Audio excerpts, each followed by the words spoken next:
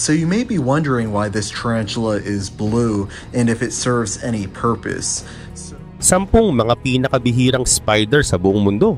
Ang spider ay isang uri ng maliit na hayop na kabilang sa klase ng arachnids. May 8 paa ito at karaniwang gumagawa ng sapot gamit ang silk na nilalabas mula sa kanilang katawan. Ginagamit ang sapot para manghuli ng pagkain o bilang tirahan. Wala itong pakpak at kadalasang makikita sa mga halaman, sulok ng bahay o sa mga madamong lugar. Pero bukod sa mga ordinaryong spider na nakikita mo sa bahay mo, ay may iba pa pala na maaring hindi mo pa alam. Kung kaya't sa video na ito ay aalamin natin ang 10 mga pinakabihirang spider. Kaya naman simulan na natin. Number 1. Guti Sapphire Ornamental Tarantula. Sa malalalim na kagubatan ng South India ay naninirahan ng isang kakaibang spider na tinatawag na Guti Sapphire Ornamental Tarantula o Poecilotheria metallica. Napakabihira nito at kilala sa kanyang makikinang na kulay blue na parang isang alahas na sapphire. Ang kwento ng spiders na ito ay sumasalamin sa kahalagahan ng kalikasan at ang mga hamon na kinakaharap nito. Unang natuklasan ng Guti tarantula noong unang bahagi ng 1900 sa bayan ng Guti sa Andhra Pradesh, India. Noon ay sagana pa ang kagubatan sa lugar na ito, puno ng buhay at iba't ibang hayop. Ngunit sa paglipas ng panahon, dahil sa pagputol ng mga puno at pagsira sa kagubatan, nawala ang spider na ito sa paningin ng tao. Halos 100 years ang lumipas bago ito muling natagpuan noong 1990s sa kagubatan ng Kadapa. Ang Guti tarantula ay hindi tulad ng ibang spider. Ang kanyang katawan ay natatakpan ng makikinang na kulay blue na kumikislap kapag natatamaan ng ilaw. Ang bihirang kulay na ito ang nagbigay sa kanya ng palayaw na hiyas ng kagubatan. Bukod sa kanyang kagandahan, siya rin ay mahusay na mandaragit. Ang kanyang lason ay mabilis na nagpaparalisa ng maliliit na hayop kaya madali siyang nakakahuli ng pagkain. Ang spider na ito ay mahirap makita. Madalas itong naninirahan sa mga butas ng mga punong kahoy at mga bitak sa mga bato. Mahiyain din ito at lumalabas lamang sa gabi upang maghanap ng pagkain. Karagdagan pa, mahalaga ang Guti tarantula sa ecosystem. Tinutulungan nito ang kalikasan sa pamamagitan ng pagkain ng mga peste at pagpapanatili ng balanse sa kagubatan. Subalit dahil sa pagkasira ng kanilang tirahan ay kabilang na sila ngayon sa listahan ng critically endangered species ayon sa International Union for Conservation of Nature o IUCN. Isa sa pinakamalaking banta sa buhay ng Guti tarantula ay ang illegal wildlife trade. Dahil sa kanilang ganda at kakaibang itsura ay maraming tao ang gustong magkaroon ng Guti tarantula bilang alagang hayop. Sa black market, ang presyo ng isa ay umaabot ng libu-libong dolyar. Ang ganitong panghuhuli at pagbebenta ay nagbabawas sa kanilang bilang sa wild. Bukod dito, ang patuloy na pagputol ng mga puno at pagsira sa kanilang natural na tirahan ay lalong nagpapahirap sa kanila na mabuhay. Number 2. Kauai Cave Wolf Spider. Sa luntiang isla ng Kauai sa Hawaii ay may mga kuweba na tila ibang mundo. Sa loob ng madilim at tahimik na mga kuweba ng limestone ay nakatira ang isang kakaibang nilalang, ang Kauai Cave Wolf Spider o Adelocosa anops. Ang spider na ito ay isa sa pinakabihirang hayop sa mundo at isang halimbawa ng kung paano umaayon ang kalikasan sa kakaibang kapaligiran. Natuklasan ng Kauai Cave Wolf Spider noong 1971. Hindi ito katulad ng karaniwang spider na makikita sa labas. At ang pinakakapansin-pansin dito ay ang kawalan nito ng mata. Hindi na ito kailangan ng paningin dahil nakatira ito sa madilim na mga kuweba kung saan hindi pumapasok ang liwanag ng araw. Bukod dito, ang Kauai Cave Wolf Spider ay hindi gumagawa ng sapot para manghuli ng pagkain. Sa halip ay ginagamit nito ang bilis at liksi upang manghuli ng mga maliliit na hayop sa kuweba. Tulad ng Kauai Cave Amphipod na isang maliit na crustacean na tanging matatagpuan rin sa mga kuweba ng Kauai. Samantala tinatayang nasa 200 na lang ang natitirang mga spider na ito sa mundo. Dahil dito ito ay isa sa pinakamahalaga at pinakabihirang nilalang. Ang spider na ito ay eksklusibong matatagpuan sa mga kuweba ng Koloa District sa timog ng isla ng Kauai. Ang mga kuweba ay mula sa sinaunang volcanic limestone na nabuo milyon-milyong taon na ang nakalipas. Ang kakaibang sistema ng mga kuweba ay nagbibigay ng tamang kapaligiran para sa spider at iba pang hayop na umaasa dito. Gayun din, ang mga kuweba ay napakahalaga dahil ito ang tanging lugar sa buong mundo kung saan maaaring mabuhay ang Kauai Cave Wolf Spider. Hindi ito makikita sa ibang lugar dahil napaka-espesyal ng kondisyon ng mga kuweba. Mahalaga ang spider na ito dahil ito ay bahagi ng maselang ecosystem ng kuweba. Isa itong tagapagpahiwatig ng kalusugan ng lugar. Kung maglaho ang Kauai Cave Wolf Spider ay nangangahulugan ito na ang kapaligiran ng kuweba ay nasisira. Ang pagkawala ng isa ay maaaring magdulot ng pagbagsak ng buong life system sa kuweba. Number 3. Spruce Fir Moss Spider. Sa taas ng Appalachian Mountains, sa isang malamig at tahimik na kagubatan ay naninirahan ng isa sa pinakamaliit at pinakamahiwagang nilalang sa mundo, ang Spruce Fir Moss Spider o Microhexura montivaga. Ang kanyang laki na mas maliit pa kaysa sa ulo ng isang karayom ay hindi sumasalamin sa laki ng hamon na kanyang kinakaharap. Sa kabila ng pagiging halos di nakikita, ang kwento ng Spruce Fir Moss Spider ay nagbubunyag ng mas malalim na katotohanan tungkol sa koneksyon ng kalikasan, pagbabago ng klima at ang kahalagahan ng conservation. Ang Spruce Fir Moss Spider ay unang natuklasan noong 1923 ni Dr. Nathan Banks, isang eksperto sa mga arthropod. Halos 4 mm lamang ang haba nito at ang kulay nitong kayumanggi o amber ay tumutulong sa kanyang kakayahang magtago sa makakapal na moss kung saan ito namumuhay. Bagamat maliit at mahirap makita, ang spider na ito ay isang survivor mula sa sinaunang panahon. Kabilang sa isang grupo ng mga spider na umiral na sa loob ng milyon-milyong taon. Kaugnay din nito, ang spider ay hindi gumagamit ng sapot para manghuli ng pagkain. Hindi katulad ng karamihan sa mga spider. Umaasa ito sa maliliit na arthropod na makikita sa loob ng moss. Ngunit ang kanyang kakaibang buhay ay nagiging delikado habang unti-unti itong nawawalan ng tahanan. Samantala, sa taas na higit sa 1,650 meters, ang Spruce Fir Moss Spider ay matatagpuan lamang sa ilang lugar ng Appalachian Mountains sa Tennessee, North Carolina at Virginia. Ang malamig mahalumigmig na kagubatan ng red spruce at Fraser Fir ang nagsisilbing tirahan nito. Sa ilalim ng lilim ng mga punong ito, ang mga lumot na tumutubo sa mabatong lupa at patay na kahoy ay nagbibigay ng perfect microhabitat para sa spider. Ngunit ang kanyang tirahan ay napakahina. Sa patuloy na pagbagsak ng populasyon ng red spruce at Fraser Fir dahil sa polusyon at ibang salik, ang kanlungan ng Spruce Fir Moss Spider ay nagiging mas maliit at mas delikado sa paglipas ng panahon. At noong kalagitnaan ng 20th century ay nagsimula ng makaramdam ang Spruce Fir Moss Spider ng malawakang pagbabago sa kanyang tahanan. Ang acid rain na dulot ng polusyon mula sa mga industriya ay sumira sa kagubatan ng Appalachian. Napinsala ang mga puno ng red spruce at Fraser Fir na siyang pangunahing proteksyon ng spider laban sa direktang sikat ng araw at labis na init. Number 4. Desertas Wolf Spider. Sa isang maliit na isla sa Madeira Archipelago sa gitna ng Atlantic Ocean ay matatagpuan ang Desertas Wolf Spider. Ang spider na ito na kilala rin bilang Hogna ingens ay isa sa pinakabihirang uri sa buong mundo. Malaki ito para sa isang spider. Ang katawan ay umaabot ng halos 4 cm at ang mga binti nito ay hanggang 12 cm ang haba. Meron itong kulay na kayumanggi, itim at silver na nagbibigay dito ng kakaibang anyo. Hindi tulad ng ibang spider, hindi ito gumagawa ng sapot para manghuli ng pagkain. Sa halip ay mabilis itong nangangaso para makahuli ng mga maliliit na hayop. Subalit makikita lamang ang Desertas Wolf Spider sa Deserta Grande, isa sa Desertas Islands sa Madeira. Nakatira sila sa mga kuweba at batuhan ng isla. Ngunit ang kanilang tirahan ay napakaliit, mas maliit pa sa isang square kilometer. Kung kaya't madali silang maapektuhan ng kahit kaunting pagbabago sa kapaligiran. Ang Deserta Grande ay tuyot at kakaunti ang halaman, kaya ang ecosystem nila ay napakadelikado. Samantala, natuklasan ang Desertas Wolf Spider noong huling bahagi ng 20th century. Noong 1990s ay napansin ng mga eksperto na sila ay nanganganib. Kaya noong 2010 ay sinabi ng International Union for Conservation of Nature na ang species na ito ay critically endangered o malapit ng maubos. Noon ay tinatayang mayroong 4,000 Desertas Wolf Spider na natitira. Ngunit habang lumilipas ang panahon ay patuloy na bumababa ang kanilang bilang. Maraming dahilan kung bakit nanganganib ang Desertas Wolf Spider.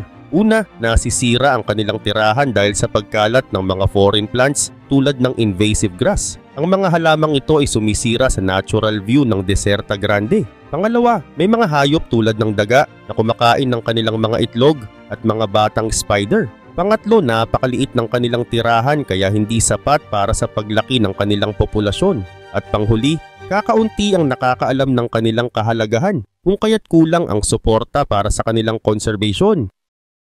Number 5, Red Widow Spider. Sa loob ng tuyong kagubatan ng Florida, USA, ay makikita ang isa sa pinakamabihirang spider sa mundo, ang Red Widow Spider. Ang kanilang kwento ay puno ng kagandahan at babala tungkol sa kahalagahan ng pag-aalaga sa kalikasan. Ang Red Widow Spider ay isang kakaibang uri ng spider na may matingkad na kulay. Ang katawan nito ay red o orange at ang tiyan ay may itim na mga marka na parang guhit. Sa unang tingin ay mahirap silang hindi mapansin dahil sa kanilang kakaibang ganda. Bagamat may lason ng Red Widow Spider ay hindi sila agresibo. Madalang silang umatake sa tao maliban na lang kung sila'y nadadamay o natatapakan. Ang mga Red Widow Spider ay natatagpuan lamang sa Florida, USA. Ang kanilang tirahan ay sa mga scrubland, mga lugar na tuyo, mabuhangin at puno ng mga sandpine at mabababang halaman. Napakahirap para sa kanila ang mabuhay sa ibang lugar kaya ang mga tirahang ito ay napakahalaga para sa kanilang buhay. Ngunit sa kasamaang palad, ang mga scrubland na ito ay unti-unting nawawala dahil sa urbanization at iba pang human activities. Dahil dito ay unti-unting bumababa ang kanilang bilang. At noong 1938 ay natuklasan at pinangalanan ang Red Widow Spider ng isang eksperto sa spider na si Herbert Walter Levy. Mula noon ay kinilala na ito bilang isa sa mga bihirang spider sa buong mundo.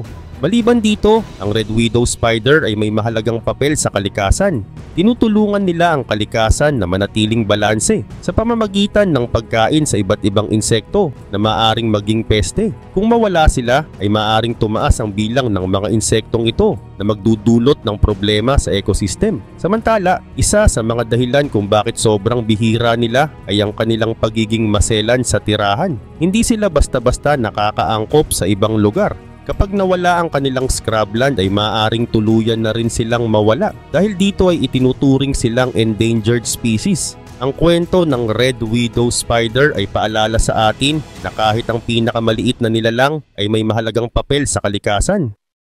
Number 6, Chilean Rosehair Tarantula. Sa gitna ng tuyong disyerto ng Atacama sa Chile ay may isang hayop na kakaiba at kahanga-hanga at ito ang Chilean Rosehair Tarantula. Bagamat marami ang natatakot sa mga tarantula, ang Chilean Rosehair ay itinuturing na maamo at hindi aggressive. Samantala, ang Chilean Rosehair Tarantula ay isang malaking spider na nakikita sa Chile, Bolivia at Argentina. Nakatira ito sa tuyong lugar tulad ng mga disyerto kung saan mahirap ang pagkain at tubig. Upang mabuhay ay nagtatago ito sa mga lungga sa lupa para makaiwas sa matinding init ng araw. Ang kanyang balahibo ay parang pininturahan ng mild rose o silver na naging dahilan kung bakit ito napansin ng marami. Gayun din naman noong 1800s ay napansin ng mga scientists at European naturalists ang Chilean Rosehair sa kanilang paglalakbay sa South America. Dahil sa kakaibang itsura nito ay isinama ito sa mga koleksyon ng hayop at naging kilala bilang alaga.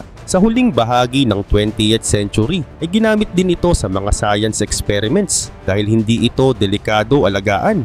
Dagdag pa rito, ang Chilean Rosehair ay kilala rin sa pagiging kalmado. Hindi ito madaling umatake, kung kaya't marami ang nag-aalaga nito bilang pet. Kapag nanganganib ay ginagamit nito ang maliliit na balahibo sa likod bilang depensa. Itinutulak nito ang mga balahibo upang magdulot ng skin irritation sa mga kaaway. Ang mga babae sa kanilang uri ay nabubuhay ng mahigit 20 years, habang ang mga lalaki naman ay may mas maikling buhay. Bagamat hindi sila opisyal na endangered, ay nagiging bihira na ang Chilean Rosehair Tarantula sa kanilang natural na tirahan.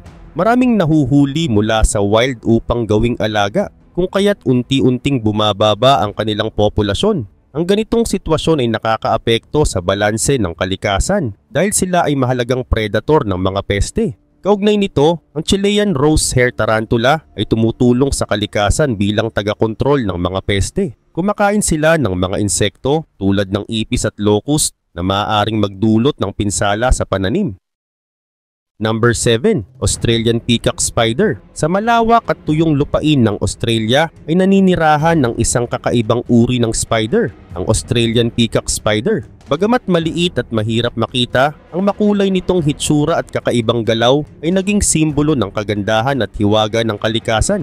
Ang peacock spider ay isang napakaliit na spider na halos kasing laki lang ng butil ng bigas na nasa 3 hanggang 5 mm ang haba. Ang mga lalaki nito ang tunay na kapansin-pansin dahil sa kanilang makukulay na likod na parang ipininta ng kalikasan. Ginagamit nila ang kanilang kulay para sa panliligaw. Ang mga babae, bagamat mas simple ang itsura, ang pumipili ng kanilang kapareha base sa husay ng lalaki. Samantala, ang pinakamahalagang katangian ng peacock spider ay ang kanilang ritual ng panliligaw. Kapag nahanap ng lalaki ang babaeng gusto niya, ay itinatayo niya ang makulay niyang likod tulad ng isang abaniko. Kasabay nito ay gumagawa din siya ng kakaibang sayaw na isang uri ng performance para maipakita ang kanyang kagalingan. Ngunit hindi ito basta laro. Kapag hindi nagustuhan ng babae ang kanyang sayaw, ay maaaring kainin niya ang lalaki. Dahil dito ang bawat galaw ng lalaki ay mahalaga at isa rin itong pagkakataon na kailangang pagbutihin para mabuhay. Gayon din naman ang peacock spider ay matatagpuan lamang sa Australia, lalo na sa mga tuyo at mabatong lugar ng Western at Southern Australia.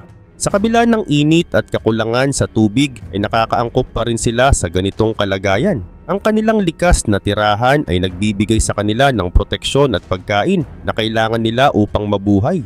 Bagamat matagal nang alam ng mga scientist ang tungkol sa peacock spider ay hindi sila gaanong pinansin. Ngunit ang isang Australian photographer at scientist na si Jürgen Otto ang nagpakilala ng kanilang kakaibang ritual sa pamamagitan ng mga larawan at video.